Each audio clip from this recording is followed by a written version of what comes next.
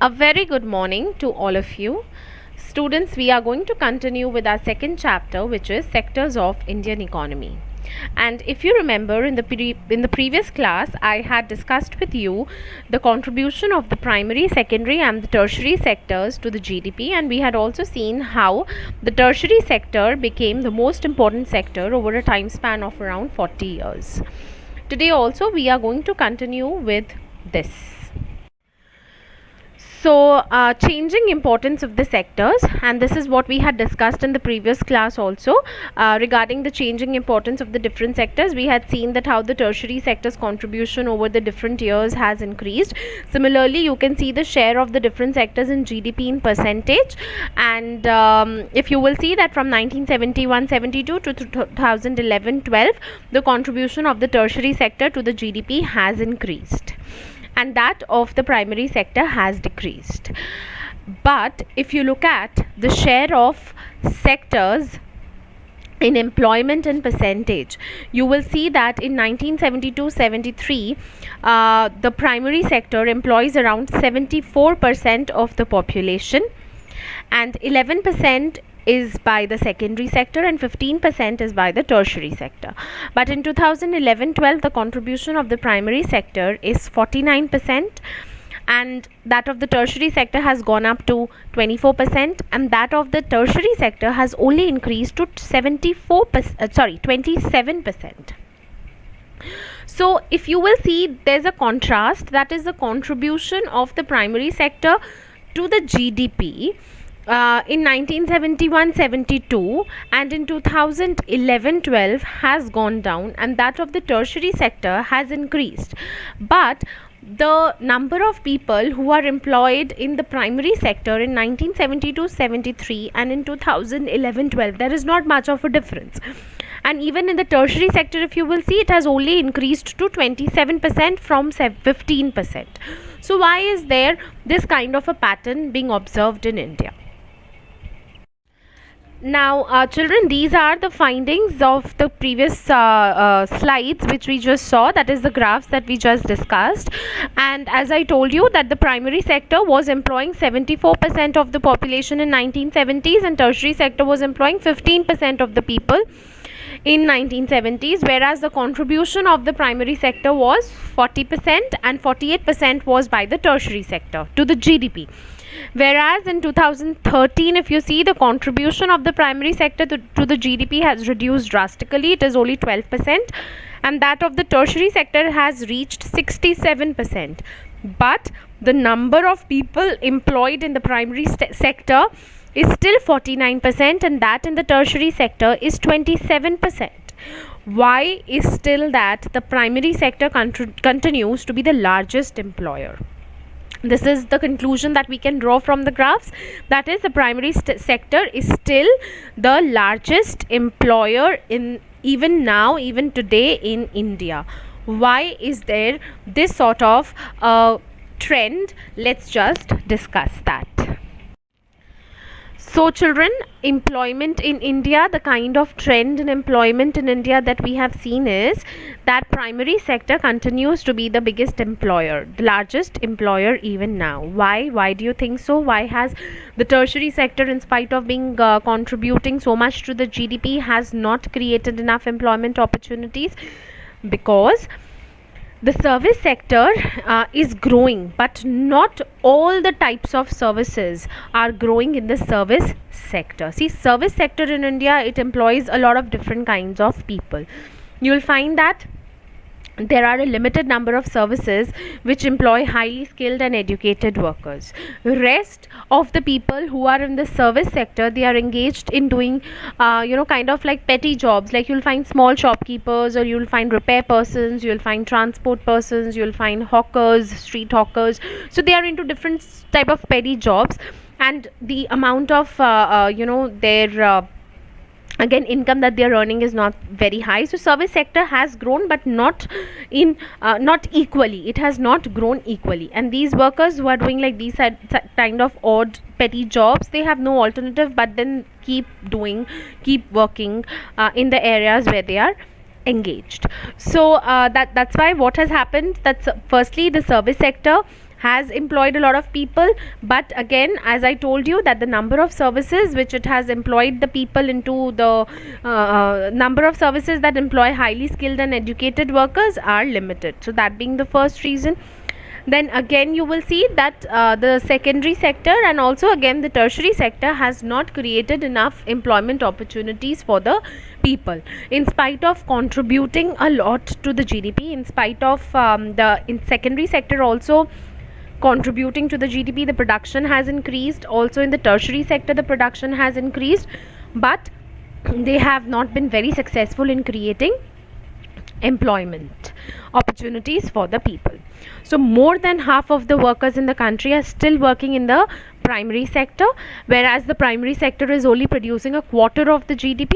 And if you will see the secondary and the tertiary sector almost contributing 3/4 to the GDP, they employ less than half of the people. That means a lot of people are engaged in the agricultural sector and they are not producing and contributing much to the GDP. So this means that there are more people in agriculture than what is required, right? Because these people have no option, they are not finding enough jobs, so they are doing the kind of jobs that they are getting, that is, they are employed in the agricultural sector only. And even if we remove away some of the people, the productivity will not be affected, because as I told you, the primary sector is contributing around 1/4 to the GDP, and more than half of the people are over there employed in the agricultural sector, so they are not contributing much to the GDP. So many people, extra people who are there. So if we remove those extra people, then the productivity in the agricultural will not be affected. So we can also say, in other words, that workers in the agricultural sector are underemployed. So now that you have understood the meaning of underemployment, I will just discuss what is disguised unemployment with you. So see, underemployment can be like one of a type where you can see that somebody, it's visible, it's clearly visible that somebody does not have a job and that person is not doing anything, so that person is unemployed. So that is also underemployment.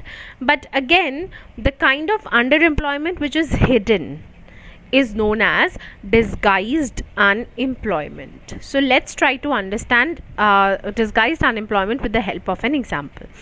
So there exists a situation of underemployment where people are apparently working, but all of them are made to work less than their potential. So this kind of unemployment is called disguised unemployment.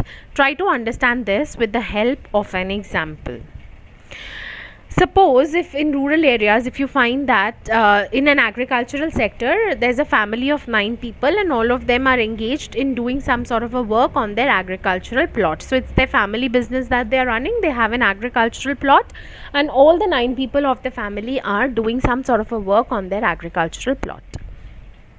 But the production that these 9 people are doing is actually job of only 5 people. That means 4 people are just being forced into the job because they would be sitting idle at home. So the family decides that instead of letting these people sit idly at home, let's just involve them into some sort of an activity. So those 4 people also come in and they also start working on their agricultural plot.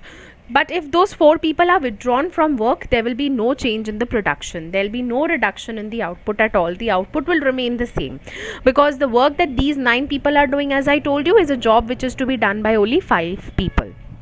So these 4 people, if we withdraw them, they are actually disguisedly unemployed, because these 4 people are not required. So what is happening? Just that the labor effort is getting divided. Labor effort of 5 people is getting divided among 9 people now. But withdrawing those 4 people will not bring about any change in the productivity. So this type of unemployment which is hidden, which it apparently appears, it seems that those 4 people are working and contributing to the productivity, but actually they are not contributing anything to the productivity. So this sort of an hidden underemployment is known as disguised unemployment.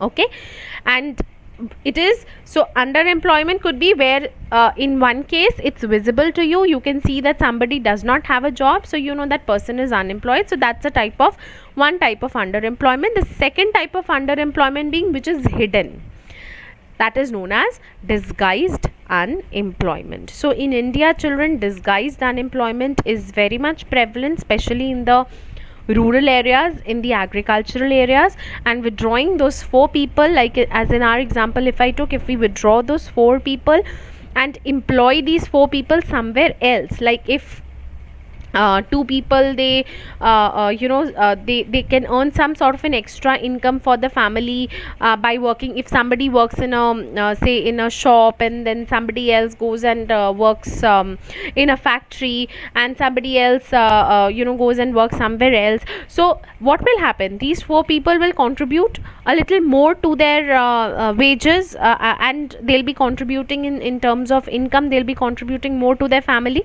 because anyways they are disguisedly unemployed. So earnings of the family will increase if these people are withdrawn, these four people are withdrawn from the land and they are made to do some other work.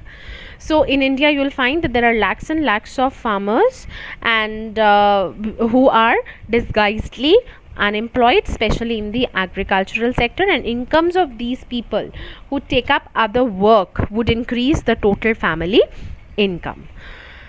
And children, not just in agricultural sector, this sort of an underemployment can also happen in other sectors. Like you'll find a lot of casual workers in the service sector in urban areas also, especially the ones who have migrated from the rural areas for daily employment. You'll find painters, you'll find plumbers. You know, when the family sees that this person is just sitting idle and doing nothing at home, they request that okay, they request the head of the family to take that particular person who is sitting idly at home along with him, so they are also disguisedly unemployed. Or you'll find, you know, these repair persons or any other sort of odd jobs who are doing, you'll find a lot of people in the service sector also who are disguisedly unemployed. And and they end up earning very little. So what should be done is more employment opportunities should be created for these people. And how to create more employment opportunities for the people is what we'll discuss in the next class. Thank you.